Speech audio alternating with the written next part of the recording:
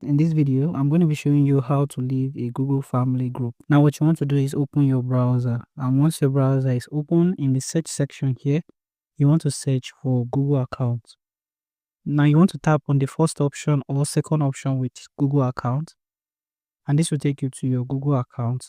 Now, on your Google account, you want to scroll down and tap on family group here.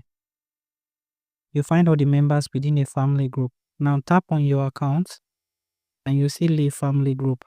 Tap on this. Verify your account by unlocking on your device.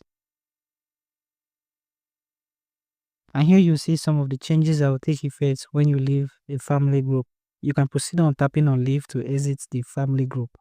Now you can do the same on PC. All you need to do is open your browser and search for Google Family. Now click any of these two. And then you want to click on family group. Under family group, you see members account. Now you can click on your account and proceed on leaving the family group. So thank you for watching this video, and I hope you found this video helpful. If you do, feel free to leave a like, subscribe, and have the post notification turned on.